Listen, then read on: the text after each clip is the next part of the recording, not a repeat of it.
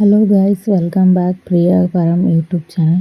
Guys, ನಾನು ನಿಮಗೆ ಇವತ್ತು ಜೋಳದ ರೊಟ್ಟಿನ ಹೇಗೆ ಮಾಡೋದು ಅಂತ ಹೇಳ್ಕೊಡ್ತಾ ಇದ್ದೀನಿ. ನಮ್ಮಮ್ಮ ಜೋಳದ ರೊಟ್ಟಿನ ಮಾಡ್ತಾಯಿದ್ದಾರೆ. ಮೊದಲು ಜೋಳದ ಹಿಟ್ಟನ್ನು ತೊಗೋಬೇಕು. ಅದೆಲ್ಲ ನೀಟಾಗಿ ಸ್ವಲ್ಪ ನೀರು ಅಥವಾ ಗಂಜಿ ಹಾಕ್ಕೊಂಡು ಮೃದುವಾಗಿ ಮಾಡ್ಕೊಂಡ್ಮೇಲೆ ನೋಡಿ ನಮ್ಮಮ್ಮ ಯಾವ ಥರ ಮಾಡ್ತಾಯಿದ್ದಾರೆ ಅಲ್ಲಿ ಜೋಳದ ರೊಟ್ಟಿನ. ನಮ್ಮಮ್ಮ ಅಷ್ಟೊಂದು ಫೇಸ್ ಕಾಣಿಸೋಕ್ಕೆ ಬೇಡ ಅಂತ ಇದ್ದು, ಸೊ ಹಂಗಾಗಿ ನಮ್ಮಮ್ಮ ನಾನು ಕವರ್ ಮಾಡಿಲ್ಲ ನೋಡಿ.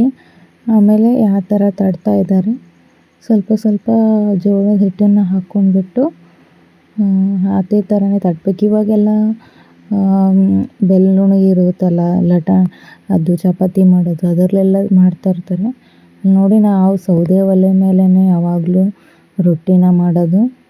ನಾವು ಯಾವಾಗಲೂ ಒಲೆ ಮೇಲೇ ರೊಟ್ಟಿ ಮಾಡೋದು ನೋಡಿ. ಗೈಸ್, ನಮ್ಮಮ್ಮ ಯಾವ ಥರ ಮಾಡ್ತಾಯಿದ್ದಾರೆ.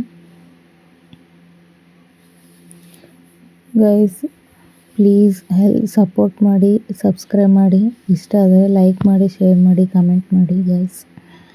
ಮತ್ತು ವಿಡಿಯೋನ ಹೇಗೆ ಬಂದಿದೆ ಅಂತ ಕಮೆಂಟ್ ಮಾಡಿ ಪ್ಲೀಸ್ ಗೈಸ್, ಸಪೋರ್ಟ್ ಮಾಡಿ ನೋಡಿ. ಗೈಸ್, ನಮ್ಮಮ್ಮ ಯಾವ ಥರ ಮಾಡ್ತಾಯಿದ್ದಾರೆ, ಸ್ವಲ್ಪ ಸ್ವಲ್ಪ ಜೋಳದ ಹಿಟ್ಟನ್ನು ಹಾಕ್ಕೊಂಡ್ಬಿಟ್ಟು ನೀಟಾಗಿ ಬಿಡೋದು ನೋಡಿ. ಎಷ್ಟು ಚೆನ್ನಾಗಿ ಬಂದಿದೆ ರೌಂಡ್ ಶೇಪಲ್ಲಿ. ನಾವು ಮಾಡ್ತಾ ಇರೋದು ಜೋಳದ ರೊಟ್ಟಿ. ನಾವು ಯಾವಾಗಲೂ ಸೌದೆ ಒಲೆ ಮೇಲೇ ಮಾಡೋದು ರೊಟ್ಟಿನ.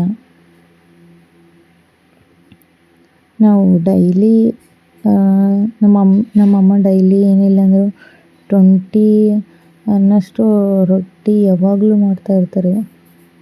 ಇವಾಗ ನೋಡಿ ಗೈಸ್, ಆಲ್ರೆಡಿ ಅಲ್ಲಿ ಒಂದು ಒಲೆ ಮೇಲೆ ಹಾಕಿದ್ದಾಳೆ ನೋಡಿ. ಒಂದು ನಿಮಿಷದೊಳಗೆ ಎಷ್ಟು ದೊಡ್ಡದಾಯ್ತು ರೊಟ್ಟಿ. ಸೊ ನೋಡಿ, ಇಷ್ಟೇ ಗೈಸ್. ಇದೇ ಥರನೇ ನೀವು ಮಾಡಿ, ಟ್ರೈ ಮಾಡಿ.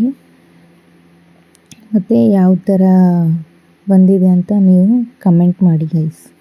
ಪ್ಲೀಸ್ ಗೈಸ್, ಸಪೋರ್ಟ್ ಮಾಡಿ ನೋಡಿ. ಇವಾಗ ಅಲ್ಲೇನೋ ನೀರು ಇರ್ತವಲ್ಲ, ಸೊ ನೀರು ಏನಕ್ಕಪ್ಪ ಹಚ್ಬೇಕಪ್ಪ ಅಂದರೆ ನಾವು ಜಾಸ್ತಿ ಹಿಟ್ಟಾಗಿ ಬಡ್ದಿರ್ತೀವಲ್ಲ, ಸೊ ಅದೇನಾಗುತ್ತೆ, ತಿನ್ನಬೇಕಾದ್ರೆ ರೊಟ್ಟಿ ತಿನ್ನಬೇಕಾದ್ರೆ ಅದು ಸ್ವಲ್ಪ ರವ ಅಂತ ಬರುತ್ತೆ. ಸೊ ಹಂಗಾಗಿ ನೀರು ಹಚ್ಚಬೇಕು ನೋಡಿ ಗೈಸ್.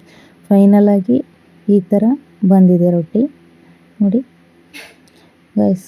ಇಷ್ಟೇ. ಲೈಕ್ ಮಾಡಿ ಗೈಸ್, ಪ್ಲೀಸ್ ಸಪೋರ್ಟ್ ಮಾಡಿ.